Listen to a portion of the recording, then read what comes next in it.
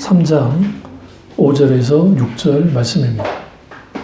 잠언서 3장 5절에서 6절입니다.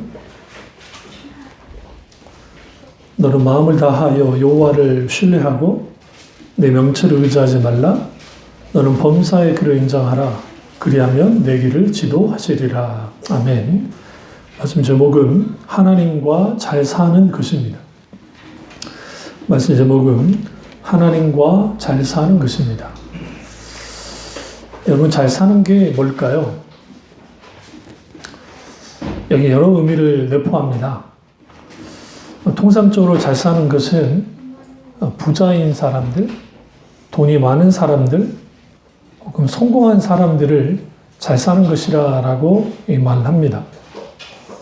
그렇다 한다면 어떻게 사는 것이 잘 사는 것일까요?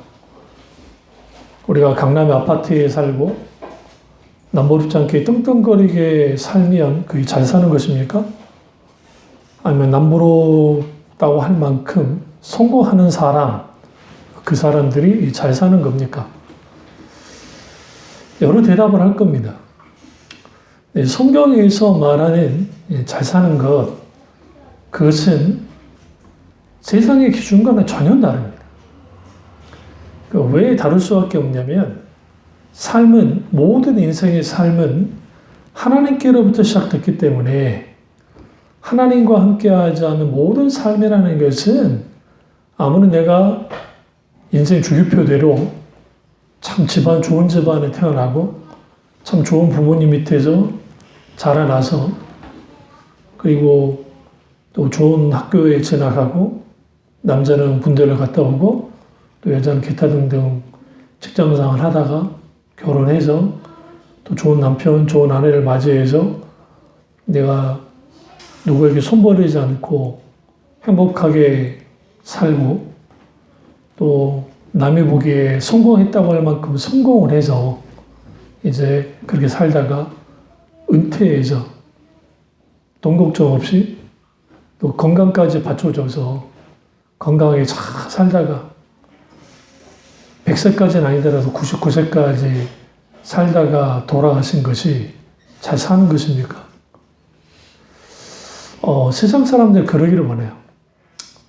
그러니까 9988이라는 말 있잖아요. 99세까지 팔팔하게 살다가 필히 고통 없이 죽는 것. 그게 잘 사는 것이고 또 인생 괜찮지 않을까. 그러나 아주 중요한 것은 그런 인생은 없습니다. 거의 없습니다. 사실 그런 의미에서 우리는 우리 인생이 어떤 인생이 되어야 될까? 여기서 말씀 제목에서 가장 중요한 게 있잖아요. 하나님과 잘 사는 거죠. 그러니까 그냥 잘 사는 게 아니고 하나님과 잘 사는 것. 여기에 이제 말씀의 모든 초점이 있습니다. 하나님께서는 하나님을 떠나서 하나님 없이 하나님 바깥에서 행복을 찾는 사람들에 대하여 아주 가슴 아파하십니다. 아담과 하와가 하나님 없이 하나님처럼 되어져서 자기 마음대로 살기 위해서 선악과를 따먹었습니다. 그들에게 있었던 일은 뭐냐면 에덴에서의 추방이었습니다. 에덴에 있어서는 행복이라 했잖아요. 그들은 행복에서 추방당할 수밖에 없었습니다. 그러면 하나님이 그렇게 추방당하는 인간을 그대로 내버려 두셨느냐? 그렇지 않습니다. 하나님은 인간들을 위해서 인간으로서 잘 살 수 있는 길을 열었습니다. 그것은 바로 뭐냐? 하나님과 바른 관계를 맺으면서 사는 겁니다. 인간은 기본적으로 잘 살려면, 특별히 신자가 잘 살려면 예수 그리스도의 구속 안에서 은혜를 누리고 지속적으로 말씀과 은혜의 공급이 필요합니다. 그러니까 지속적인 하나님의 은혜, 그리고 지속적인 하나님 말씀의 공급 없이 내가 잘 산다는 것은 불가능해요. 사실 기독신앙의 인간관은 비관론적인 인간관에서 시작해서 낙관론적인 인간관으로 끝을 맺습니다. 그러니까 모든 인간은 죄 가운데 태어났고 그리고 모든 인간은 지옥에 떨어질 수밖에 없는데 예수 그리스도를 믿고 구원받은 사람들은 이제는 천국의 소망이 있기 때문에 아주 낙관론적인 인생을 살 수 있습니다. 문제는 인간은 기본적으로 하나님을 떠나서는 잘 살 수 없습니다. 근데 이제 잘 살 수 있다고 생각하니까 문제예요. 그러니까 이 세상의 기준은 하나님 없이도 잘 살아야 우리 눈에 보기에. 그러니까 누구나 다 잘 사는 것 같아요. 하나님을 믿지 않아도 잘 사는 것 같아요. 그래서 한국은 자본주의 사회니까 잘 산다는 것을 다 부자, 남부럽지 않게 떵떵거리며 사는 거, 그걸 잘 사는 거라고 하지만 정말 그것이 잘 사는 것인가? 그렇지 않습니다. 그럼 부자일 뿐이죠. 잘 사는 것과 부자는 전혀 상관없습니다. 그러면 인간은 기본적으로 잘 사는데 그게 익숙하냐? 그렇지 않습니다. 왜냐하면 아담과 하와가 타락함을 통해서 타락한 인간은 하나님과의 관계가 깨지고 첫 번째, 두 번째는 인간과 인간의 관계가 깨지고 세 번째는 자기 자신과의 관계가 깨지고 마지막 네 번째는 우주 만물과 온 땅의 만물과 관계가 깨집니다. 거기에서 무슨 일이 벌어지냐면 특별히 하나님과의 관계가 깨지면 spiritual resource, 하나님께로부터 영적 자원이 부어지지 않아요. 그러니까 인간은 영적 자원이 부어지지 않기 때문에 만족함이 없어져요. 만족함이 없으니까 이제는 내가 잘 살아보겠다고 이렇게 바둥치지만 실제로 잘 살지 못하게 됩니다. 오히려 이 땅의 자원의 고갈과 결핍을 경험하게 됩니다. 결국은 인간이 자기 스스로 잘 살려고 해도 그토록 간절히 원해도 그럴 수 없는 존재가 된 거예요. 아담과 하와가 타락하기 전에는 완벽하기 때문에 잘 살 수 있는 모든 조건이 갖춰져 있습니다. 거기는 배고픔도 없고 병듦도 없었어요. 하나님으로 인하여 만족함을 누리며 살 수 있었습니다. 그러나 아담과 하와가 타락하기 전에 그들이 잘 사는 것은 하나님과의 관계 속에서 이루어졌던 것이지 그들이 스스로가 완전했기 때문은 아닙니다.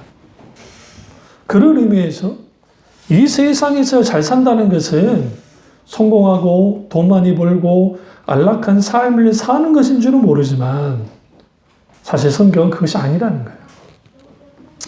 인간은 누구든지 돈 걱정하지 않을 만큼만 돈을 벌고 싶고 남들이 다 누리는 건강한 것만큼 건강을 누리고 싶고 또 내가 하고 싶은 거, 내가 타고 싶은 거, 살고 싶은 거 다른 사람들 하는 것만큼 하고 싶다고 생각합니다. 그것이 이루어지지 않으면 진정한 만족을 누리지 못하죠. 과거 어떤 TV 프로그램에서 한 기업가가 나왔는데 제가 예전에 이번에 말씀드렸는데 IT 업계의 회장님이세요. 거의 자수성가한 분인데 어느 날 보니까 수천억의 기업 이윤을 남고 자기가 돈을 이제 수백억을 벌기 시작한 겁니다. 어느 날인가 돈에 대한 만족이 딱 사라져 버렸어요. 그러니까 이제는 과거에는 명품이든 어떤 것을 사는데 아주 사는 기쁨이 있었는데 내가 언제든지 살 수 있는 위치에 가니까 이제 돈이 주는 기쁨이 사라져 버리더라는 겁니다. 그런 속에서 살다가 사업의 위기가 닥쳤습니다. 펜트하우스에서 살았는데요. 위기가 닥치니까 어쩔 수 없이 자금이 흐름이 좋지 않으니까 펜트하우스를 팔고 이제 작은 아파트로 이사를 하고 고군분투하다가 겨우 이제 사업을 이제 정상궤도 다시 돌려놓을 수 있었습니다. 그리고 이전과 똑같이 거의 더 낮게 돈을 많이 벌기 시작했는데 더 이상 펜트하우스로 이사 가지도 않고 또 사업이 위기 있을 때 외제차 다 팔았는데 굳이 외제차 타지 않고 이제 산다는 겁니다. 왜 그렇게 사느냐? 이유가 한 가지였어요. 돈이 있으면 행복하고 또 내가 뭔가 많이 가지면 좋을 줄 알았는데 막상 그 위치에 들어가 보니까 그게 아니다는 것을 깨달았던 거예요.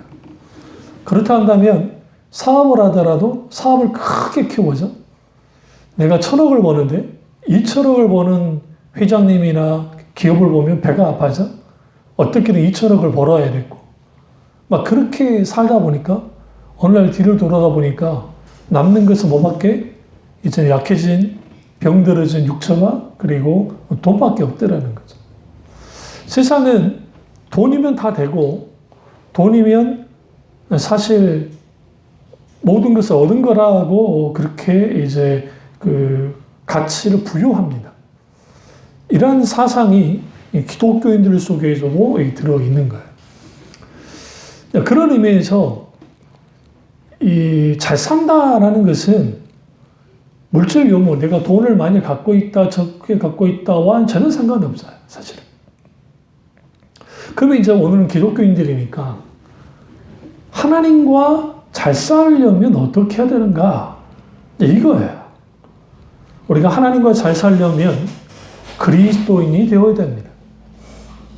그리스도인이 됨없이 인간으로서의 잘 사는 거 불가능합니다. 왜냐하면 그리스도인이 되지 못하면 하나님의 의도하신 인생을 살 수 없기 때문에 그래요. 여기서 우리는 한 가지 알아야 되는 게 사람들은 대부분이 잘 사는 것과 잘 되는 것을 거의 같이 봅니다. 내가 하는 일이 잘 돼. 내가 대학 시험 붙는데 잘 붙었어. 그 잘 됐어. 내가 뭔가 하는 일마다 어떤 여러 가지가 잘 되고 잘 되는 거.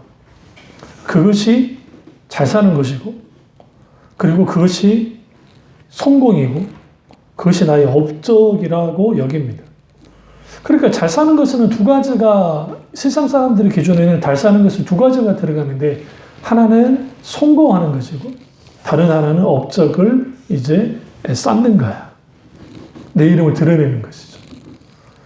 근데 여러분, 이 모든 것들은 한낱 먼지 같아요. 왜 그러냐면, 잠언서나 전도서를 보시면, 특별히 전도서는 솔로몬이 노년에 쓴 책입니다. 그래서 시가서 중에 가장 깊은 그 인생의 깊이를 담고 있는 게 전도서입니다. 이제 전도서 기자가 뭐라고 말합니까? 솔로몬이 모든 것이 어때고 어때다 그랬어요. 그러면 그가 이렇게 말합니다. 나는 황금, 그 어마어마한 황금도 내게 가득하고 미녀들도 많고 그리고 그 외에도 나는 엄청난 지혜를 가져서 여러 엄청난 일들을 이루었는데 하나님 앞에 더 서보니까 그것이 아무것도 아니더라는 거예요. 세상에서는 어느 업적, 성공 있으면 그 사람은 잘 산 사람이에요. 그러니까 모든 사람들이 세상의 성공과 혹은 행복을 추구하며 살아갑니다. 행복을 추구하는 것 자체는 잘못된 건 아닌데 하나님 안에서의 행복이 아니라 하나님 밖에서 행복을 이제는 추구하는 겁니다. 설사 자기가 원하는 것을 이뤘다 할지라도 거기에 진정한 만족과 행복을 누리며 사느냐? 그렇지 않습니다. 그러면 하나님과 잘 사는 게 우리 삶에 있으려면 어떤 삶을 살아야 될까요? 크게 두 가지를 말씀드리겠습니다. 하나는 형통한 삶을 살아야 됩니다. 형통한 삶을 산다라는 말 하니까 우리 목사님이 드디어 이제는 기복주의로 바뀌어졌나 보다라고 생각할 텐데 성경에서 말하는 형통, 본용주의자나 적극적인 사고방식이나 기복주의에서 말하는 형통과는 전혀 상관없습니다. 사람들이 생각하는 형통, 일반적으로 생각하는 형통은 하는 일마다 잘 되고 성과를 내는 겁니다. 이른바 성공과 업적이 따라오는 거죠. 그러나 성경에서 말하는 형통은 하나님의 계획과 목적이 온전히 이루어지는 겁니다. 그럼 우리가 성경에서 형통하면 떠오르는 사람이 누굽니까? 충격 성경을 통틀어서 요셉입니다. 요셉. 성경에. 왜? 하나님이 형통케 했다니까. 그 말이 한두 번이 아니라 계속 하나님이 형통케 하셨다, 형통케 하셨다 말합니다. 창세기 39장 2절과 3절에 하나님이 그와 함께 하심으로 형통케 하셨다라고 말합니다. 그러면 여기서 우리 이렇게 생각합니다. 요셉이 하는 일마다 하나님이 잘 되게 하고 되는 것과 잘 되는 것과 잘 사는 것을 동일시한다 했잖아요. 오늘날 사람들이. 우리도 똑같이 그 시선을 가지고 요셉이 하는 일마다 잘 됐어. 왜? 하나님이 형통케 하셨으니까. 그래서 요셉은 그런 형통을 가진 거야. 그러니까 우리도 하나님 앞에 요셉과 같은 형통케 해주십시오. 모든 것을 하나님마다 잘 되게 해주십시오라고 기도하는 거죠. 근데 여기에서 관과에서는 안 되는 게 뭐냐면 하나님이 함께 하셨다는 거예요. 하나님이 함께 하심으로 형통했다라는 겁니다. 그러니까 가장 먼저 요구되는 게 뭐예요? 함께 하시는 거예요. 형통 이전에 하나님이 함께 했다는 것을 놓쳐서는 안 됩니다. 재미있는 것은 요셉의 형통이 우리가 생각하는 형통과는 차는 달라요. 어떤 의미에서 그러냐면 남 좋은 일을 시키는 형통이었기 때문에 그렇습니다. 좀 자세히 보세요. 그가 하루아침에 노예 신분이 됩니다. 형제들에게 팔려서.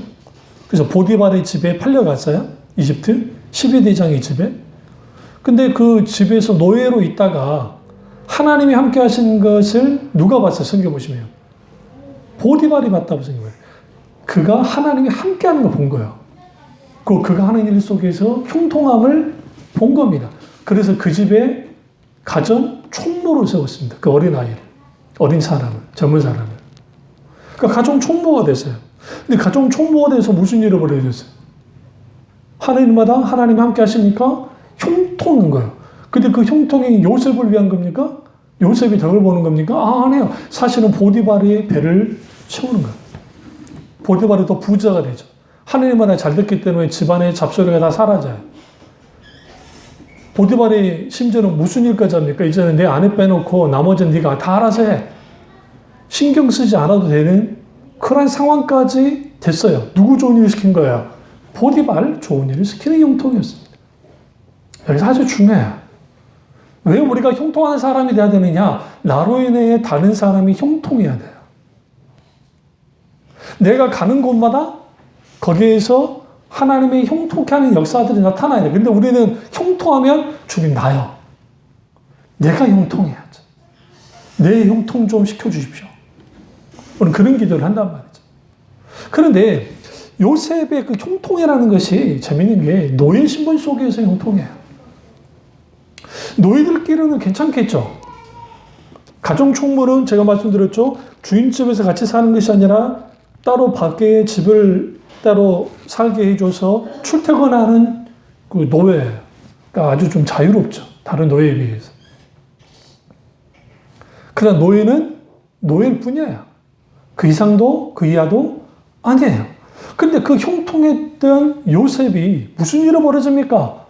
보디발의 아내가 유혹을 하고 모함을 써서 감옥에 갇히는 일이 벌어졌습니다. 누메우스가 이제 감옥에 들어갔습니다. 이제는 노예에서 노예보다 더 불쌍한 사람 누구예요? 죄수잖아요. 이 죄인이 돼버린 거예요. 죄인이 됐는데 딱 간수장이 딱 보니까 간수장의 눈에도 요셉과 하나님 함께하는 걸 보고 형통케 하는 걸 본 거야. 그러니까 딱 잡아다가 너가 이제 앞으로 이 감옥에 있는 모든 일은 네가 다 알아서 해. 그러면서 일종의 가정 총무였다면 이제는 옥사장 총무가 된 거야. 감옥 총무가. 그래서 그 일을 이제 하기 시작합니다. 근데 더 놀라운 건 뭐냐면 똑같아요. 이 간수장도. 보디발과 똑같이. 모든 일을 맡겨버려요. 그러니까 모든 일을 맡길 만큼 하나님이 형통하는 것을 누가 봤어요? 간수장이 봤어요. 그런데 이 형통 또한 누구를 위한 거예요? 간수장을 좋게 하는 일이지. 사실 요셉은 감옥인데 일하고 있는 거야. 갇혀있는 것도 억울한데 일도 해야 돼. 그런 일들이 있었던 겁니다. 그런 과정에서 술 맡은 관원장과 떡 맡은 관원장이 잡혀왔습니다. 그 제목은 바로 시해. 그러니까 바로를 죽이려고 했다고 하는 이제 그 일 때문에 이제 들어온 겁니다. 그런 상황에서 그들의 꿈을 이제 요셉이 해석해 줍니다. 여러분, 여기서 우리는 이 장면을, 우리 이걸 너무 쉽게 생각하는데요. 요셉이 한낱 죄수였으면 이 일이 불가능해요. 그런데 정치범들과 직접 대화를 나눌 수 있을 정도였다고 한다면 지금 사실 이 모든 일들을 간수장보다는 요셉이 다 관할하고 있던 겁니다. 그래서 이제 요셉이 거기에서 이야기를 나누다가 그대로 꿈 이야기를 듣고 이제 해몽합니다. 해몽을 했을 때에 술 맡은 관원장은 말 그대로 이제 다시 왕에게 불려가서 그가 그 모함을 당했다는 것을 분명히 알고 다시 복권되고 또 맡은 관원장의 목이 떨어져 나갈 것을 이제 해몽을 합니다. 실제로 그 일이 벌어집니다. 실제로. 그 뭐가 된 거예요? 형통을 본 거죠. 그 누구가 형통을 봤어요? 술 맡은 관원장이 형통을 경험합니다. 그러나 성경이 이렇게 말합니다. 그가 뭐 했더라? 요셉을 잊었더라. 그 왜 요셉을 잊게 되느냐? 성경에 보시면 요셉이 이렇게 말합니다. 이제 술 맡은 관원장 당신이 이제 누명을 다 벗고 이제 복권될 텐데 그때 나를 좀 생각해 주십시오. 나는 정말 죄 없이 이렇게 갇혀 있으니까 나의 이 무고함을 좀 이제 빨리 좀 해결해 달라고 한 겁니다. 하나님만이 사랑을 의지하자 하나님은 술 맡은 관원장의 기억에서 누구를 지워요? 요셉을 지워버립니다. 까마득히 잊어버려요. 이런 일이 벌어진 거예요. 그러니까 요셉을 형통케 했더라라는 말은 성경에서 읽었는데 요셉의 모습을 보세요. 계속 나락으로 떨어져요. 형통하는 게 아니에요. 그러니까 보디발의 집에서 애써 총무일을 했어요. 그렇게 평생 살아갈 수도 있었어요. 총회 받으면서 주인의 노예로서. 근데 그 부인이 이상한 짓 해서 모함을 써서 어떻게 됩니까? 죄수가 됐어요. 그 죄수가 된 상태에서 하나님이 형통케 한들 감옥을 벗어날 수 있나요? 못 벗어나요. 다시 말하면 노예 신분으로서의 형통, 감옥, 죄수로서의 형통만을 경험한 거예요. 여러분 그런 형통하고 싶습니까? 아니잖아요. 우리가 원하는 형통은 내가 잘 되는 거죠. 근데 사실 성경 보시면 누가 잘 돼요? 요셉이 잘 되는 것이 아니라 보디발이 잘 되고 그리고 누가 잘 돼요? 간수장이 잘 된 거예요. 그런 상황에서 한 2년여가 지나고 난 다음에 이제 바로에게 하나님의 꿈을 꾸게 하시고 그리고 하나님의 극적인 반전을 이룹니다. 간수장이 술 맡은 관원장이 요셉을 기억해내고 그리고 요셉을 이제 바로 앞에 이제 나아가게 합니다. 그리고 이제 하나님 앞에 하나님의 주신 지혜를 통해서 그 바로의 꿈을 정확하게 해몽합니다. 그러자 무슨 일이 벌어졌냐면 이력 이집트 총리로 딱 세워버린 거예요. 보세요. 가정 총무였다가 감옥 총무였다가 이제는 국가 총무가 된 거예요. 우리는 그걸 보면서 봐라 얼마나 요셉이 형통했냐. 눈에 보이는 업적과 눈에 보이는 성공을 가져갔지 않느냐라고 이제 그렇게 생각해요. 근데 여러분 이 시대가 어떤 시대냐면 힉소스족이 이집트를 정복한 왕조입니다. 그래서 이방인이었던 또 히브리 사람이었던 헤브로라고 하는데 아주 이 천박하게 욕하는 일. 그러니까 히브리라는 의미가 이 떠돌이, 우리나라 말하면 노숙자 그런 의미예요. 별로 좋은 의미가 아니에요. 근데 아주 무명의 이 요셉을 이략 총리까지 세운다는 것은 하나님의 섭리가 없이는 불가능한 거죠. 그런데 그 요셉의 총리 또한 누구를 향한 형통이었어요. 바로예요. 7년 동안의 기근 속에서 어마어마한 부를 이룹니다. 그때마다 요셉이 어떻게 해요? 바로의 곳간이 차워져 들어가고 바로의 영토가 많아 커지는, 다시 말하면 요셉의 형통이 바로의 형통이 됐던 겁니다. 그런 의미에서 요셉의 형통은 남을 위한 형통이었습니다. 또 하나 보시죠. 요셉이 총리가 됐습니다. 근데 기근이 들었죠. 가나안 땅에 있는 이 아버지 야곱 족속이 이제는 기근을 통해서 죽게 될 수밖에 없는 그런 상황이 놓였습니다. 과거의 야곱이라고 한다면 무작정 어떻게 했을까요? 그냥 물이 있는 곳으로 옮겼겠지만 이제는 노년의 그 야곱은 가나안 땅, 하나님이 할아버지와 약속의 그 땅을 감히 떠날 수 없어서 그가 거기에서 이제 생존도 하기 힘든데 아주 버티다가 그동안 모아놨던 아버지부터 그 자기가 모아놨던 그 물질을 가지고 이제 곡식을 사러 옵니다. 근데 곡식을 사러 왔는데 이제 이런 모든 스토리가 여러분 잘 아시니까 요셉이 먼저 와서 총리가 되어 있었고 결국은 7년 기근 동안 야곱 족속이 살 수 있는 모든 터전을 누가 만들었어요? 요셉이 만든 겁니다. 다시 말하면 요셉의 형통으로 야곱 족속이 살아남았어요. 살아남을 뿐만 아니라 번성했어요. 이게 형통입니다. 그러면 성경에서 말하는 형통은 뭐냐? 하나님과 함께 하는 결과물이에요. 그러니까 우리는 너무나 잘못된 게 기도할 때 하나님 나를 하는 일마다 형통케 하옵소서. 아니요. 형통을 구하지 말고 하나님과 함께 할 것을 구해야 돼요. 중요한 것은 내가 하나님과 함께함을 통해서 얻어진 형통이 선한 영향력을 끼치는 거야. 그러니까 요셉이라는 인물을 통해서 선한 영향력들이 막 끼쳐졌어요. 보디발의 집에서, 감옥에서, 그리고 바로의 궁전에서. 여러분 그 요셉 기사를 창세기에서 보시면 갑자기 어디 촌놈이 와가지고 그것도 노예 출신이 그것도 요즘으로 말하면 성범죄자가 그러잖아요. 누명을 썼지만 어쨌든 그 성범죄자가 성추행 범죄자가 이런 총리가 됐는데 정적들이 공격 안 했을까요? 여러분 같으면 지금 내가 이제 총리 돼야 되는데 이름도 모르는 애가 또 젊은 애가 갑자기 총리가 됐어. 여러분 같으면 가만히 있겠냐고요. 성경에 다니엘이 세계 왕조 동안에 이제 두 개 왕조 속에서 저기 총리가 되는데 얼마나 시기 질투와 정치적인 음모가 있었고 거기에 그럽니까? 느헤미야도 마찬가지예요. 느헤미야도 총독으로 내려오니까 총독 더 고집하는 사람이 있었다고요. 거기서 고모술수. 그런데 창세기 보세요. 요셉을 향해서 그들이 고모술수를 쓰지 못하죠. 이상할 정도로.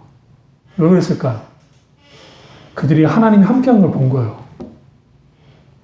요셉을 건드렸다면 큰일 날 걸 알았거든요. 쉽지 않다는 거죠. 그리고 요셉이 했던 행동들을 보시면 요셉이 단 하나의 그 물질도 착복하지 않아요. 모든 것을 바로의 곳간에 집어넣어버려요. 그러니까 청렴결백했다고요.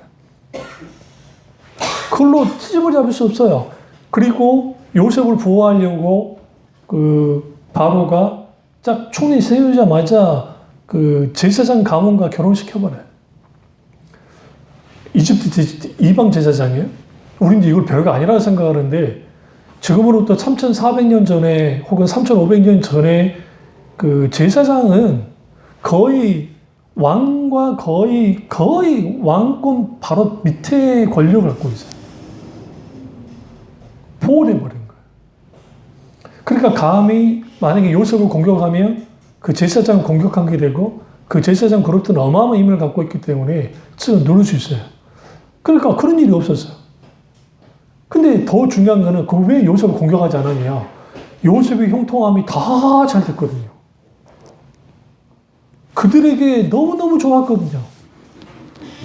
그들의 기근 동안에 죽지 않아도 됐고 그들은 오히려 삶을 잘 살아갈 수 있었고 그래서 우리는 요셉처럼 형통하는 자, 형통함을 받는 자가 되어야 됩니다. 근데 여기서 앞서 말했지만 요셉의 형통함에만 초점을 맞추다 보면 요셉이 당했던 고난을 쉽게 생각하는 경향이 있어요. 사실 요셉은 형통했지만 당한 고난이 못지 않습니다. 감당하기 힘들었어요. 그러니까 요셉의 형통과 어울리지 않는 고난과 역경이 있었다는 사실입니다. 여기에서 성경이 말하는 형통과 세상이 말하는 형통이 다르다는 걸 알 수 있어요. 그런 의미에서 우리는 여기서 뭐를 이제 집중하셔야 되냐면 하나님과 잘 사는 것 중에 왜 형통이 중요하냐면 결국은 하나님과 함께하는 것에 대한 열매가 어떤 면에서는 부산물이 형통이기 때문이에요. 눈에 보이는 잘 되는 것을 말하는 게 아니에요. 하나님이 원하는 뜻이 이루어지는 거예요. 하나님이 계획하시는 것들이 이루어지고 누굴 통해서? 그 사람을 통해서. 그게 형통이에요. 성경에서 말하는. 그러면 하나님이 요셉과 함께 하시는 것은 단순히 그의 머릿속의 종교적 체험을 통해서 단순히 그렇게 함께 하는 게 아니고 실제적으로 경험을 통해서 그의 삶의 현장 속에서 함께 하신 하나님을 그가 깊이 경험하고 누린 거예요. 여기서 경험하는 것은 히브리어로 야하다인데 이거는 정보 차원에 아는 것이 아니라 경험을 통해서 아는 것을 뜻합니다. 그래서 여기에 남녀가 동침하다는 의미도 여기에 들어가요. 그런데 여기서 히브리서 기자가 뭐라고 말합니까? 믿음은 바라는 것들의 실상이요 보지 못하는 것들의 증거니 선진들이 이루어서 증거를 얻어내니라 라고 말합니다. 여기서 믿음의 대상은 바라는 것은 바라는 것이나 보지 못하는 것은 곧 내가 눈으로 보고 손으로 잡을 수 있는 게 아닙니다. 그런데 믿음은 그것을 구체적으로 만질 수 있고 확정할 수 있는 것으로 바꿔놓습니다. 다시 말하면 믿음은 미래의 것을 현재의 것으로 인식하고 새로운 안목을 제공하는 것이 믿음이에요. 여기에 형통의 중요한 열쇠가 있어요. 어떤 열쇠냐? 하나님의 함께한다는 것은 결국은 어떤 것이냐? 하나님을 바라보고 하나님을 경험하고 보이지 않는 하나님이 나와 함께한다는 것을 분명하게 아는 거야. 경험을 통해서. 그런 사람들 속에 형통함이 있어요. 그러면 요셉 앞에 있던 상황들은 뭡니까? 그는 노예였고 죄수였고 이런 이 감당하기 힘들고 어려운 시련들 속에 있었어요. 외부의 압박과 누름이 있었죠. 근데 하나님이 그와 함께 하신 거예요. 그러니까 우리는 어떤 기도해야 되냐면 하나님 앞에 하나님 나와 함께 해주십시오. 형통을 위해서가 아니에요. 내가 하나님과 함께함을 통해서 자연스럽게 얻어지는 부산물들 열매가 뭐라고요? 형통이라니까요. 그럼 강조점은 어디가 있어요? 함께하는 거예요. 하나님과. 어떻게 함께하는 거야? 슬플 때나 힘들 때나 즐거울 때나 하나님과 동고동락해야 돼요. 요셉의 형통은 단지 하나님마다 잘 되는 것이 아니라 어떤 상황과 문제와 고난 속에서도 하나님이 함께하는 것을 주위 사람들이 보는 거예요. 주위 사람들이 하는 거예요. 주위 사람들이 인정하는 거예요. 그들이 보기에도 범사에 하나님이 형통케 하신 것을 그들이 인정하는 거죠. 창세기 39장 3절을 한번 찾아보세요. 창세기 39장 3절입니다. 다 같이 한번 찾아보시면 39장 3절을 보시면 그의 주인이 여호와께서 그와 함께 하심을 보며 또 여호와께서 그의 범사에 형통하게 하심을 보았더라. 그 범사에 형통하게 하셨음을 보았더라에 집중하죠. 여기서 범사라는 표현이 이제 이 말씀까지 끌고 오기 위해서 오늘 읽었던 본문 말씀에 끌고 오기 위해서 이렇게 끌고 온 건데요. 여기서 그의 범사라는 범사라는 표현이 히브리 원문에는 손이라는 뜻이야.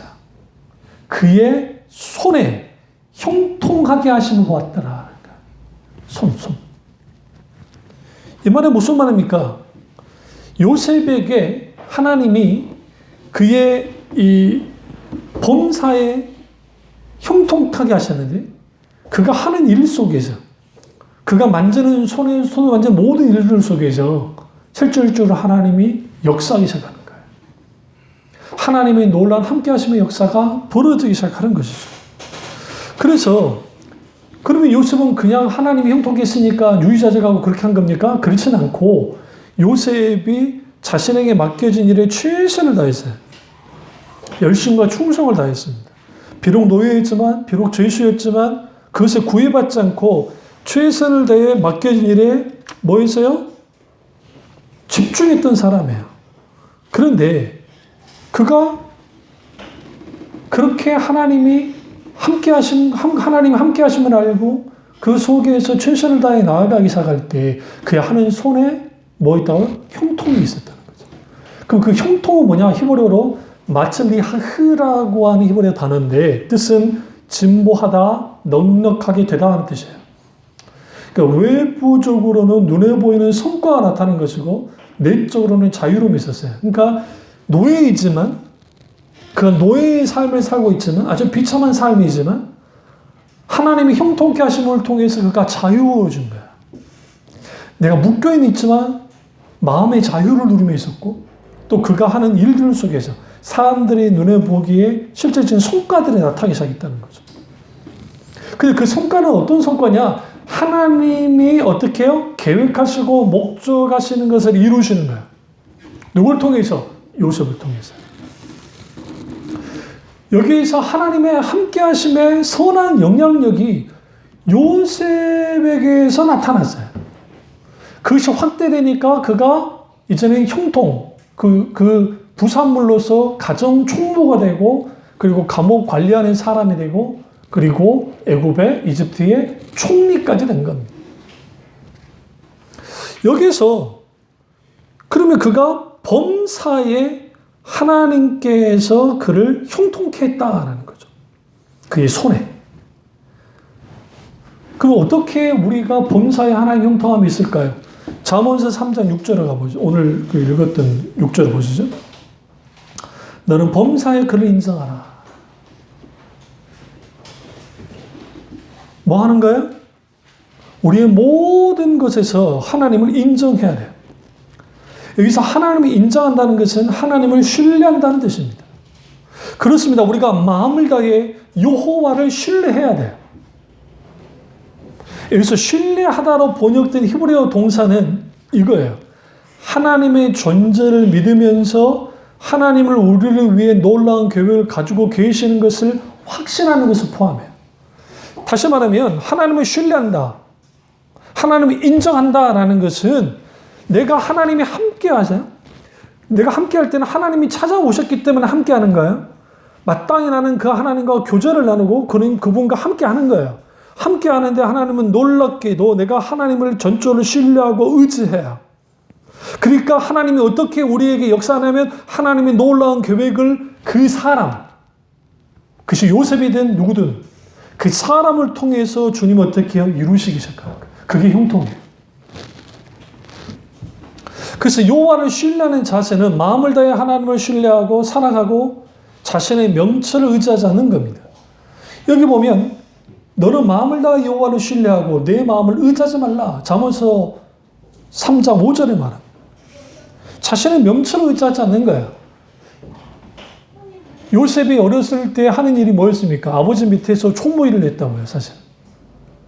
채소 옷을 보면서 뭐 했겠어요? 오늘 양 몇 마리, 돈을 어떻게 벌었고, 어떻게 고물을 팔았고, 물무교환을 했고, 창고 관리 다 했을 거잖아요. 요셉이 집에서 그 일을 하는 거 크지 않았을까? 근데 그건 그 자기 지혜로 하지 않았어요. 자기 지식 가지고 하지 않았어요. 물론 그게 도움이 됐을 겁니다. 분명하게 도움은 됐죠. 근데 중요한 거는 그가 전적으로 하나님을 신뢰했다는 거예요. 하나님을 인정했다는 거죠. 그 자신의 지혜와 힘과 능력을 의지하지 않고 하나님을 인정하고 신뢰했기 때문에 거기서 뭐가 일어났어요? 형통이 있던 거예요. 하나님과 잘 사는 게 그거예요. 내가 마땅히 하나님께서 나를 통해서 이루고자 하는 일들, 하고자 하신 것들이 나를 통해서 이루어지려면 반드시 우리는 뭐 해야 돼? 범사에 하나님을 인정하고 그분을 신뢰하고 전적으로 의지해야 돼.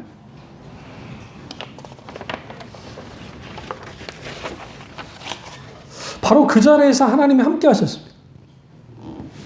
단순히 하나님이 함께 계셔달라고 기도한다고 해서 그렇게 사실 하나님 함께 하는 것이 아니라 여기는 아주 중요한 것들인데 첫째는 하나님을 초청하셔야 돼요.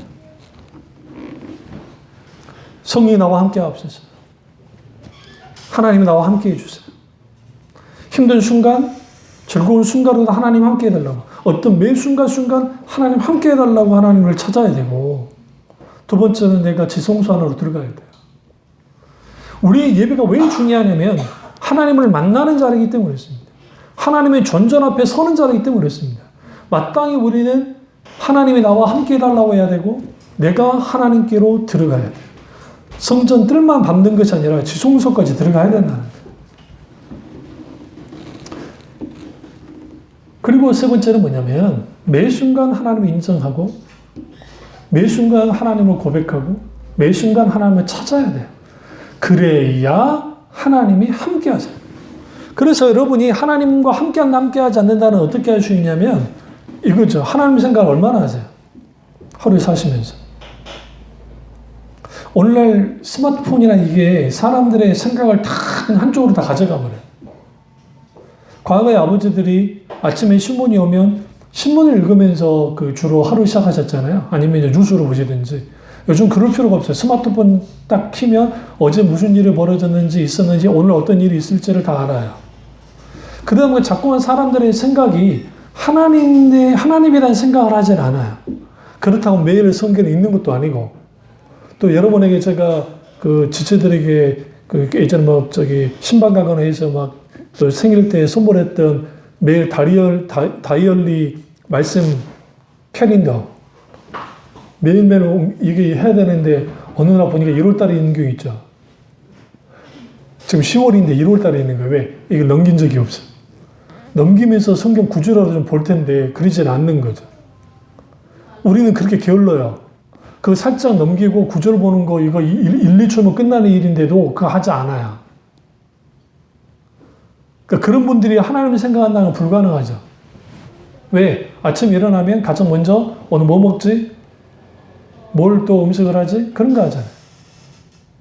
그래서 제가 늘 말씀드리지만 하루 딱 일어났을 때 가장 먼저 하나님 찾으시라 했잖아요. 간단히. 굿모닝 굿모닝 하나님이라는 책을 뭐 쓴 분도 있어요. 물론 이제 베니는 제가 좋아하진 않지만 굿모닝 성령님. 그러니까 우리가 하나님과 하루를 열 때 그 첫날을, 그러니까 하루를 하나님과 열고 마지막 자기 전에, 주무시기 전에 하나님을 찾고 그리고 주무시는 거예요. 그러면 하루에 적어도 2번은 생각하겠죠, 하나님. 여러분 식사하시죠? 뭐 몇 개, 삼식이도 있겠지만 이식이, 일식이도 계실 텐데 그러면 내가 식사할 때 하나님 영주를 감사합니다, 하나님. 그러면서 하나님 생각하잖아요. 적어도 하나님 5번 생각하네요? 거기에 좀 더 필요한 게 뭡니까? 만약에 차로 이동간에 있으면 이동간에 찬양을 듣든 뭘 하든 하면서 할 수도 있고.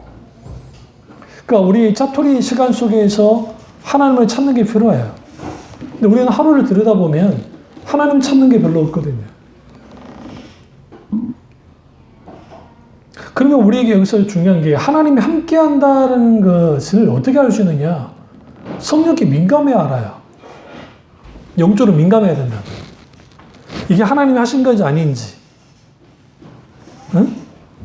제가 그랬잖아요. 우리 사모랑 이제 하도 고추가 비싸가지고 그래서 이제 고추를 미리 사야 되지 않냐. 제가 그랬죠. 우리가 사면 하나님이 안 준다. 물론 무리해서 살 수는 있지만 기다려보자. 그래도 안 되면 사자. 그러니까 내 경험상 놔두면 하나님 하신다. 김장, 우리 집 먹으려고 하면 하나님 안 붙이겠지만 교회 김장인데 어쨌든 할 때 쓸 텐데 많이. 우리 교인도 아니고, 응? 우리 교인도 아니고, 다른 데서 뭐예요? 그 권사님의 감동이 하나님 너무 그냥 감동하신다고 해가지고 고추를 보내겠다고. 고추 가루는 아니고 고추예요. 우리가 그걸 하긴 해야 되는데. 우리 전라도 고추는 먹게 생겼어요. 고춧가루를. 그러니까 그게 별거 아닌 것 같죠, 여러분? 근데 그게 하나님의 생각이에요. 우리가 무슨 고춧가루 없습니다. 막 방방 뜬 것도 아니잖아요. 왜 이렇게까지 하나님 이렇게 간섭하실까?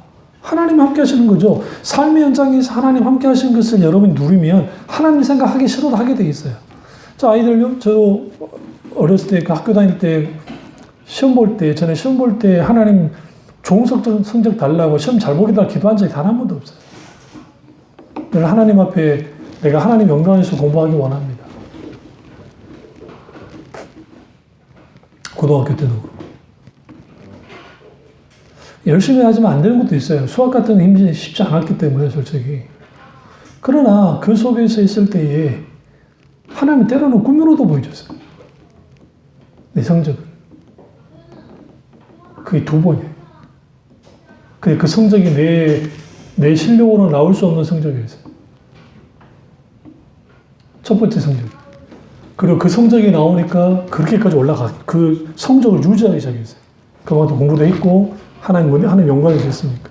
근데 하나님 어느 날 내가 상상할 수 없는 성적을 갖게 되면 갑자기 감동하죠. 2학년 이랬는데.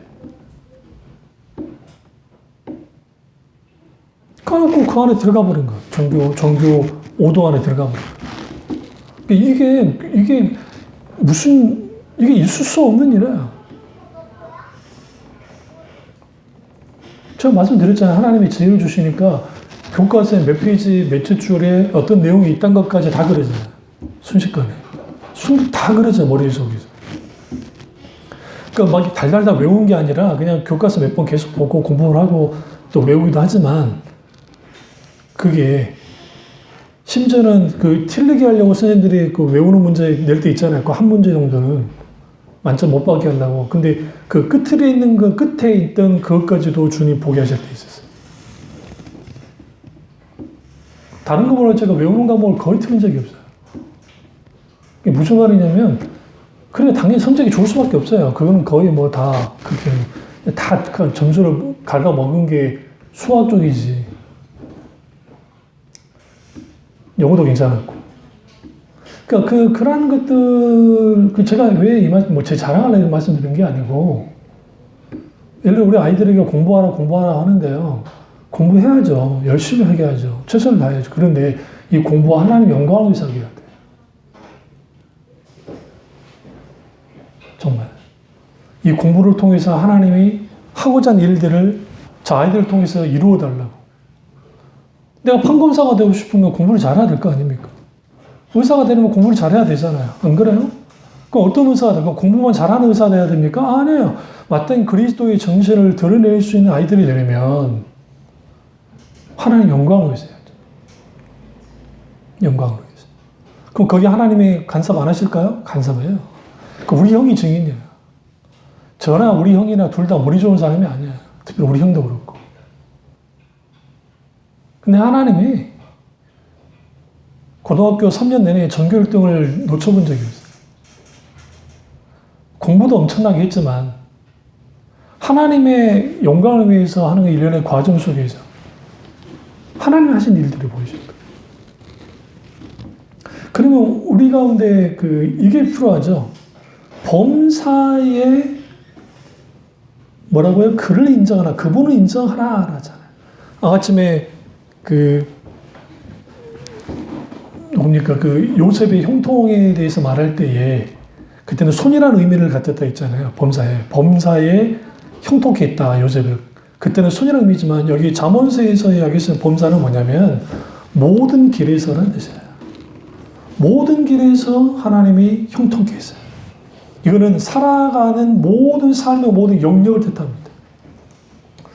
우리가 우리의 자리 속에서 지금 어린이집 선생님으로 또 기타 직장에서 막 하잖아요. 그러면 거기에서 우리가 어떤 사람이 되야 되냐면 내가 형통케 되는 게 아니라 나를 통해서 남이 형통케 되는 일들이 벌어져요. 그래야 그들이 하나님을 인정해요. 그러니까 우리나라는 머리 좋은 분들이 잘난 분들이 이제 막 권력을 잡고 아주 높은 자리에 있잖아요. 그런데 나 잘났고 나 형통하고 나 잘되기만을 바라니까 뭐가 안 돼요? 그러니까 그 욕심부리다가 거기에서 탁 깨지는 거예요. 결국은 뭔가 남을 위해서 형통케 하겠다는 사람이 없어. 그게 인간의 본성이기 때문에. 문제는 그리스도인들까지 그래버린다. 그리스도인은 그러면 안 돼요. 내가 잘 나가는 게 아니라 나를 통해서 누군가가 잘 나가게 되는 일들 얼마나 감사합니까? 그래서 우리가 무슨 일이든 하나님께서 함께 하신 것을 믿고 그분의 뜻을 따르는 것이 여호와 하나님을 인정하는 것이고 요셉이 바로 그 하나님을 범사에 인정하고 그가 하나님과 함께 했기 때문에 거기에 형통인 거예요. 그래서 하나님의 뜻을 따르는 것이 하나님을 인정하는 것이고, 이런 삶을 살면 하나님 뭐예요? 지도하세요. 3장 6절 보세요. 자면서 너는 범사의 그를 인정하라. 그리하면 내 길을 지도하시리라. 여기서 지도한다는 의미가 뭐냐면 히브리어로 야사르라고 하는 그 단어인데 똑바르게 하다라는 뜻이에요. 바로 가게 한다는 거예요. 우리가 하나님을 인정하고 그분의 뜻을 따라 살면 하나님이 우리의 삶을 바르고 평탄하게 곧은 길로 인도하시는 거예요. 이게 성경에서 말하는 형통하는 삶이에요. 둘째로 하나님과 잘 살려면 하나님과 산책하는 삶을 살아야 됩니다. 하나님과 산책하는 거예요. 여기서 산책하라는 것은 우리가 그 창세기 가보실래요? 에녹과 관련된 말씀인데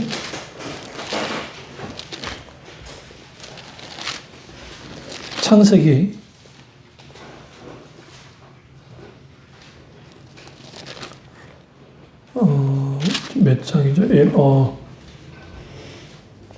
5장 24절 보시면 에녹이 하나님과 동행하더니 하나님이 그를 데려가심으로 세상에 있지 아니하였더라. 여기서 동행했다 할 때 이 동행이 에트 할라크예요. 그러니까 할라크 에트인데 이 기본적인 뜻은 산책하다는 뜻입니다. 산책하다는 뜻은 어떤 뜻이에요? 하나님과 발맞추어 걷는 겁니다. 여러분 우리 공 같은 데 보면 이제 애완견들 데리고 와가지고 산책 가는 분들 있잖아요. 에티켓이 있는 견주분들은 이제 누군가 오면은 걔를 같이 이렇게 옆으로 딱 끌어당겨가지고 자기하고 발맞추게 만들어요. 근데 이제 에티켓 없는 사람들 줄을 길게 해가지고 그냥 망나니처럼 막 다녀도 내비놔두면 사람들이 피해 다녀야 되잖아요. 그러면 사람들이 싫어하죠. 또 걔 좋아하는 사람은 괜찮은데 걔 무서워하는 사람도 있고 좋아하지 않는 사람들은 인상을 찌푸리고 가거나 아니면 심하면 막 다투기도 하잖아요. 근데 우리가 이 에타 할라크는 동행이라는 뜻이에요. 그런데 본 뜻은, 기본적인 뜻은 산책하라는 뜻이에요. 그럼 산책할 때 어떻게 산책하나요? 에베레스트 산을 정복하듯이 막 올라가는 겁니까? 그러진 않잖아요.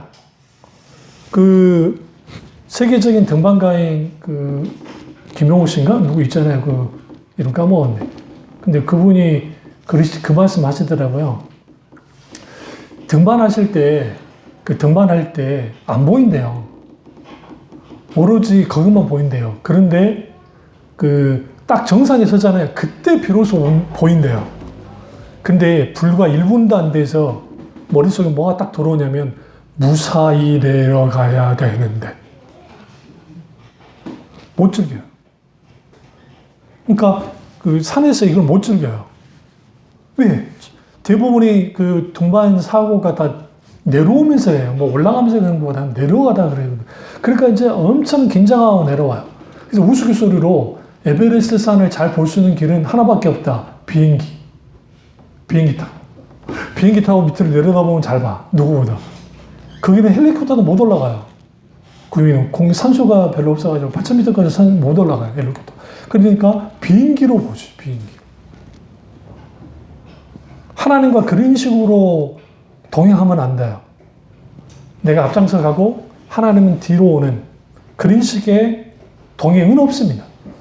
그러면 하나님과 잘 사는 것 중에 왜 하나님과 산책하는 삶이 중요하냐면 형통하는 삶은 하나님 우리 인생의 목적 속에서 충분히 하나님 하고자 하는 일들, 그는 사명과 소명 같이 담겨져서 실제로 그렇게 살아가는 게 잘 살아가는 거예요. 그러니까 하나님 목적하신 사명과 소명 가지고 살아가는 거, 그것이 형통하는 삶 속에서 잘 드러나요.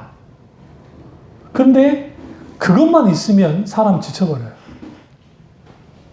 쓰러져요. 그러니까 번아웃 된다고요. 번아웃이 뭐예요? 완전히 그냥 나가 떨어지는 거야. 침체에 빠져가지고. 지쳐가지고. 그래서 우리에게 필요한 게 뭐냐면 하나님과 잘 살려면 하나님과 산책하는 삶을 살아야 돼요. 저도 똑같았잖아요. 개척 초기에 제가 그때 몸이 많이 상한 거예요.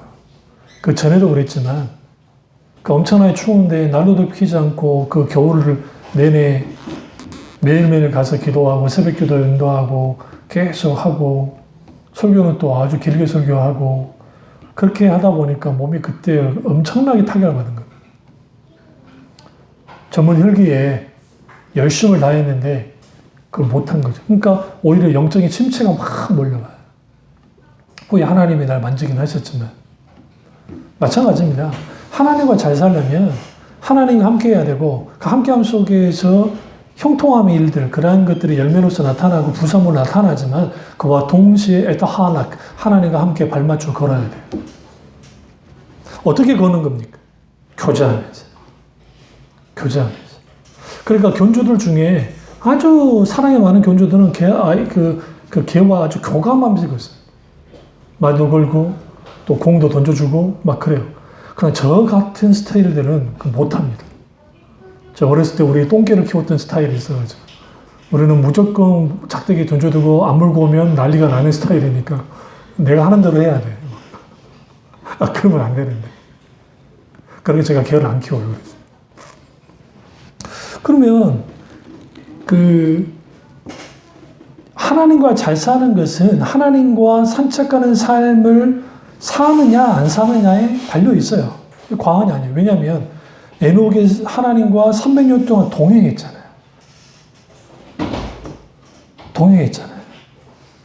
그럼 그 동행이 그냥 동행이느냐? 동역도 같이 했죠. 사명도 잘 감당을 했습니다. 그런데 하나님과 동행한다고 사는 것이 쉽지 않습니다. 왜냐하면 에녹이 하나님과 동행할 때의 시점이 어떤 시점이냐면 사람들이 이제는 하나님의 아들들과 사람의 딸들이 통혼하면서 영적인 혼합이 일어나고 여기 아주 문제가 발생됐어요. 그러니까 영적으로 타락한 시대, 하나님을 대적하는 시대가 되어버렸단 말이에요. 왜? 하나님이 뭘 계획할 만큼 이제는 그들을 물심판으로 다 쓸어와야겠다는 그 마음을 가지게 할 만큼 타락한 시대에 그 시대에 하나님과 동행했다는 거 쉽지 않았습니다. 그런데 죄악이 온 땅에 가득한 그런 상황에서 그가 어떻게 하나님과 동행했습니다. 그럼 여기서 에타할라크는 어떤 의미를 갖고 있냐면 하나님이 원하시는 삶을 걷는 것이에요. 걸음을 걷는 것. 하나님과 일치된 방향을 맞추어서 걷는 거예요. 이게 하나님과 잘 사는 거예요. 무슨 말이에요? 하나님이 걷고자 할 때 같이 걷는 거예요. 그러니까 어떤 사람들이 어리석은 거냐면 같이 놀러 갔는데 등산 싫어하는 사람한테 등산시키면 안 되죠. 내가 만약에 그 자리에 있었으면 저는 하지 않아도 된다. 우리 목사님들과 관계가 그 목사님들 중에 저는 어렸을 때 산을 워낙 많이 탔잖아요. 그러니까 저는 산을 아주 좋아해요. 제가 바닷가 출신이지만 바다보다도 저는 산을 너무 좋아하는 사람이에요. 그러니까 지리산에 구두발로 올라갔다 있잖아요. 양복 입고 선배 목사님들이 가자고 해가지고 가기 싫은데 내가 산을 좋아하지만 그 정도까지는 아니거든요. 어떻게든 노고단까지 올라가자요. 차로 올라갈 수 있는데 차로 올라가서 노고단 놔두고 뭐 하려고 중간에 차를 놔두고 그래요. 그러니까 어쩔 수 없이 이제 그랬어요. 근데 다른 목사님들은 그래도 나는 그나마 또 산을 좋아해요. 그래서 산 내려가고 좋아하는데 지금 우리 동교 목사님 한 분은 정말 싫어해요. 올라갈 때마다 투덜투덜 하면서 올라간 그래가지고 목사님 그냥 우리가 합시다. 근데 성질 내기는 그러면 이참에 저 놓친 애들을 제끼자고. 그래서 이제 험한 길로 해가고 그래 제끼고 올라갔더니 관리원이 내려오면서 그때 말씀드렸죠. 지금 올라가시게요? 우리를 딱 보더니 위아래를 보더니 왜 그러니까 안 되는데 이 정도 시간이면요 올라가시면 깜깜이 자고 내려올 때 못 내려오세요. 내려가세요 들을 때 다 그냥 확 돌아치 그냥. 마침 또 그 양반들도 올라갈 생각이 없었어. 또 멈춰 있더라고. 우리가 또 제끼고 올라가니까. 그러니까 내려온 거죠. 그게 동행이 아니에요. 그러니까 하나님이 우리를 인도하실 때에 우리에게 맞추기도 하지만 우리도 하나님께 맞춰야 돼요.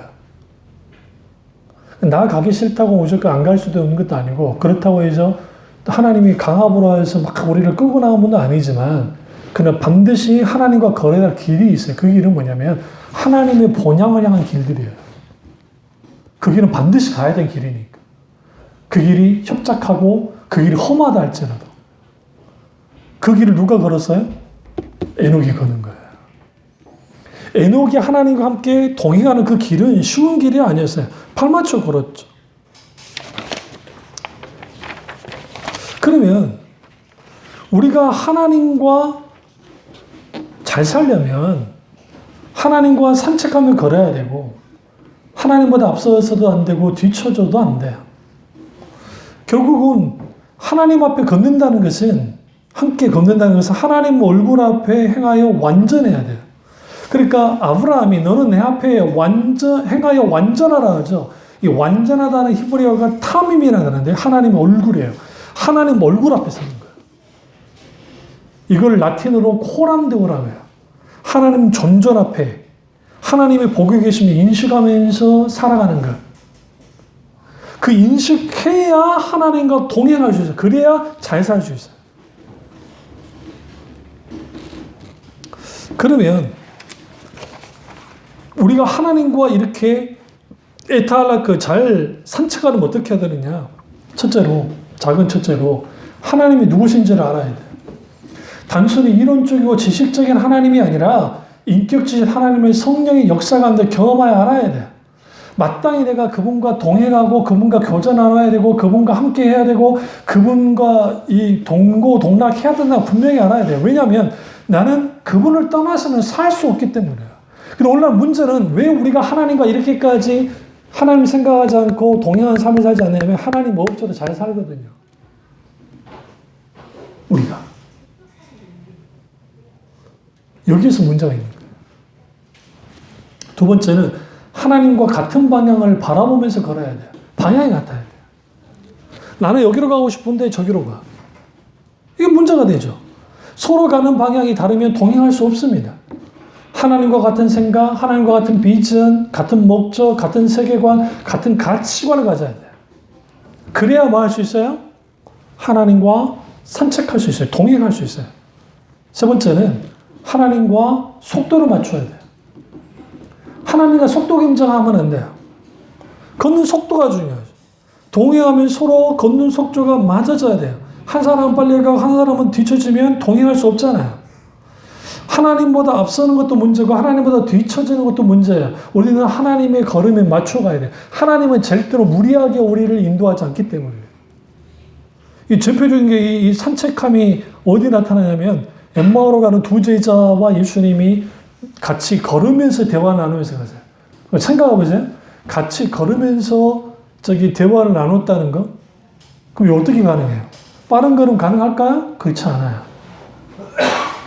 서로가 서로를 쳐다보면서 서로 대화를 듣죠? 들으면서 함께 걷는 거예요. 어디까지? 엠마오까지. 그러니까 하나님이 우리에게 원하는 것은 같은 속도로 걷는 걸 원해요. 근데 같은 속도로 걸으려면 우리는 어떻게 해야 되느냐? 항상 깨어 있어야 돼요, 영적으로. 뭘 경계해야 되냐면 영혼의 실증과 게으름을 경계해야 돼요. 기독신앙은 절대로 게을러서는 기독신앙을 유지할 수가 없어요. 절대로. 근데 오늘날 너무나 많은 사람들이 그런 식으로 그냥 하나님을 교회에 왔을 때, 주일날 왔을 때만 하나님을 찾고 나머지는 안 찾는다. 이게 문제예요. 작은 네 번째로 하나님과 끝까지 동행해야 돼요. 중도 이탈하면 아무 의미 없어요. 어느 한순간 하나님과 동행하는 것이 아니라 평생 동행해야 돼요. 누가? 에녹이 평생 하나님과 동행했듯이. 언제까지? 본향을 다다를 때까지 우리는 순례자로 하나님과 동행해야 됩니다. 어제도 오늘도 내일도 하나님과 함께 걷고 또 걷고 걸어야 돼요. 그 길이 험하고 어렵다 할지라도 지치고 피곤하다 할지라도 끝까지 걸어야 됩니다. 그러면 하나님과 잘 산다는 것은 앞서 말했지만 형통한 삶을 사는 것이고 하나님과 산책하는 삶을 사는 것인데 그렇다면 우리는 사망의 음침한 골짜기 같은 그런 힘들고 어려운 문제가 생겨서 어떻게 해야 됩니까? 그땐 바짝 붙어야 돼. 시편 23편이 시편의 꽃 중에 꽃이라고 할 수 있는 게 뭐냐면 여호와는 나의 목자시니 내가 부족함이 없으리로다 하잖아요.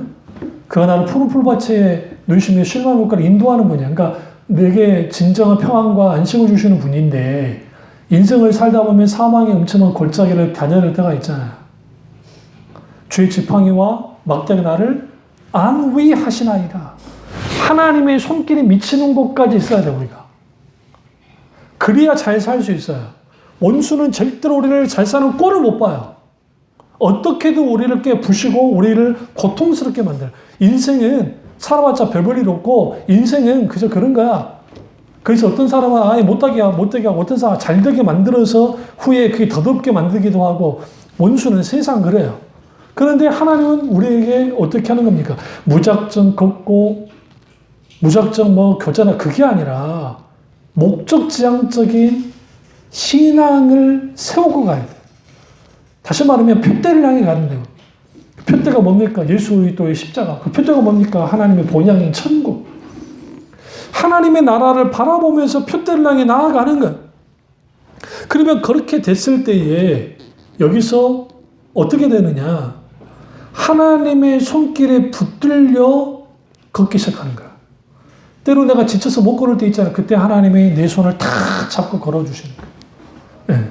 때로는 내가 너무 지쳐서 못하면 뒤에서 밀어주기도 하는 거야. 오르막길 갈 때. 응? 실제로. 그렇게 하면서 하나님 함께 걷는 거야. 여기서 명심하기가 아주 주저하시면 안 돼요. 제가 어렸을 때 산을 많이 타면서 경험했던 게 뭐냐면 힘들게 산에 가잖아요. 근데 중간에 딱 쉬어버리잖아요. 다음에 가려면 쉽지 않아요. 쉬고 싶으면 절대로 그래서 그때 배웠던 게 누가 가르쳐 주지도 않았는데 우리는 서서 쉬었어요. 살짝 등을 그 바위 같은 데 대거나 그 어린 나이에 애들이. 그러지 않으면 우리가 딱 쭉 그냥 하면 다시 가려면 쉽지가 않아요. 근데 이게 실제로 그 말 하더라고요. 산악인들 하는 말이 산에 올라갈 때 중간에 쉬어도 되긴 하는데 쉬되 아주 막 쉬어버리면 다시 하려면 쉽지가 않더라고요. 왜? 다시 또 몸을 막 뜨겁게 만들어서 올라가야 되기 때문에. 마찬가지입니다. 우리가 하나님과 산책할 때 하나님께 기대면 돼요. 주저앉지 마시고. 기대는 거예요. 아주 기대세요. 왜? 하나님 괜찮아요. 기대고 쉬다가 다시 또 하나님과 함께 걷고 올라가면 됩니다. 그러면 거기에서 뭐가 일어나느냐? 형통하는 삶이 잘 사는 것이고 하나님과 동행한 산책하는 삶이 잘 사는 것인데 이 두 가지 속에서 어떤 일이 벌어지냐면 내가 살아가면서 하나님 때문에 든든함을 경험하고 또 하나는 하나님이 공급하시는 그 은혜로 내가 살아가고 그리고 내 인생에 내가 하나님 앞에 감사할 거리가 얼마나 많은지를 알고 더 이상 내가 나 자신을 의지하지 않고 내가 책임지는 인생은 아니고 하나님이 나를 책임진다는 알기 때문에 든든한 하나님의 버팀목을 것을 알기 때문에 인생 힘들고 어렵지만 넉넉하게 살아가게 됩니다. 마지막 내 인생에 남는 게 뭐예요? 이거예요. 하나님과 나 사이의 아름다운 수많은 추억들이에요. 여러분이 생애를 마지막 할 때 하나님과 나 사이에 있었던 수많은 아름다운 추억들, 일들이, 교제의 어떤 그림들이 많고 많아야 돼요.